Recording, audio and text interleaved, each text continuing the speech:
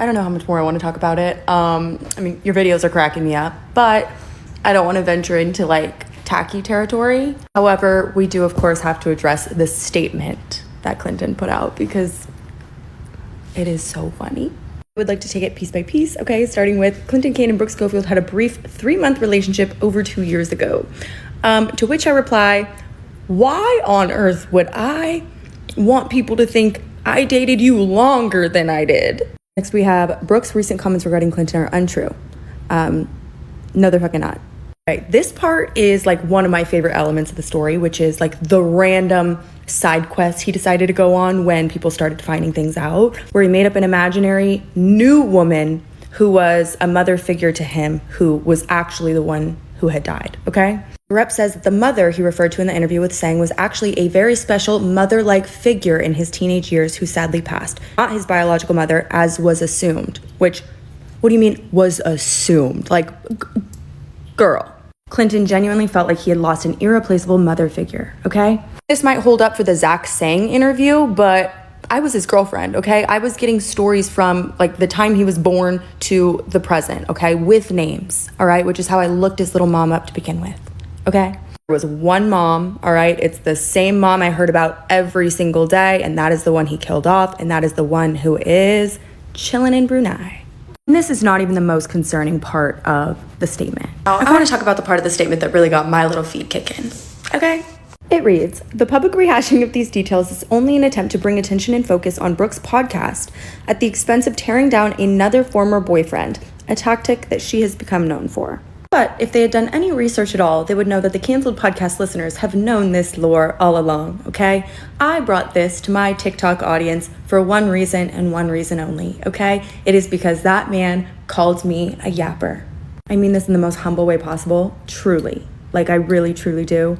Canceled amasses more listeners in one singular week than Clinton Kane has in an entire year. I'm sorry.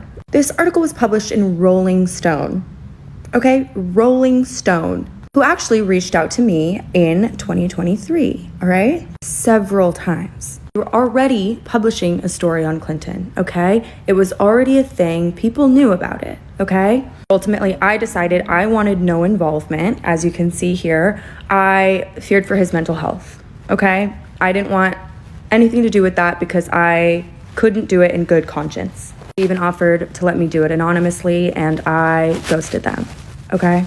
So please, Clinton's publicist, if you exist and if you are listening, please help that man. I have nothing to gain. I'm embarrassing myself. So if you guys saw the video and the song that came out last night, which honest to God, hope you didn't, it is directed and edited by his ex-girlfriend who came before me, okay? So I referenced her in my original story time. Her name is Mia. She is a fucking angel, and she's a victim as well.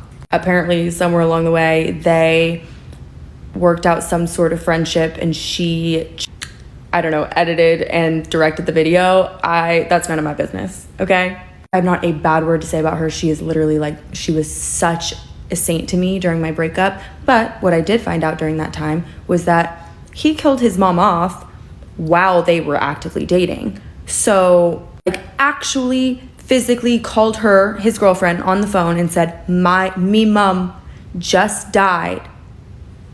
Me mum just died. And she flew across the country and stayed with him for months while he grieved. A woman who is alive. She literally sat there, stayed by his side for months while he literally like sobbed his eyes out, mourned a woman that he just decided to kill off one day. I had to tell her a year later that woman, like she's alive. She's fully alive. Because a lot of people ask me like, well, did his accent ever like go in and out? Like, did you ever notice that he like didn't have an accent? And truthfully, he almost never had the accent with only me, okay? Like, he would turn it on when my friends were around or when we're at dinner with people or whatever, and I was like, okay, slay. But, like, you know, he's a performance artist, but I didn't really think that much of it because, obviously, like, I'm American, and I just figured, like, he was, like, mirroring me. Sometimes if I felt like he was really being irrational, I would record our arguments because I'd like to show them to him the next day. He knew I did this, by the way. This is not illegal. And you can, there's just nothing Australian about him. I'll let you be the judge. It's uncomfortable. You can say it to fucking anyone else. You can go with Tana and say it. When I'm in that room, you don't. Because I'm saying it right now, I'm uncomfortable. You want to keep saying things I'm uncomfortable about? Keep going. I'm just gonna be like weirded out. I'm gonna be like, oh wow, that's crazy. Something I brought up to my girlfriend that I said was uncomfortable. She doesn't acknowledge it nor respect that I am uncomfortable about it, and she doesn't want to stop saying it, even though it doesn't demoralize her personality or her value. You literally don't even know what that means. It doesn't demoralize your personality. What are you even talking? What are you talking about? Here we go. Turn off. That is not what demoralize means. Oh, here's the fun one you guys will like.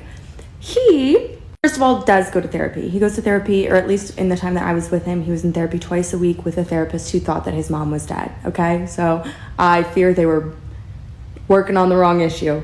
But a little fun fact is that a few months after he had killed off his mom and Columbia Records had thrown his mother a funeral, his mom showed up to one of his shows. Mom showed up to one of his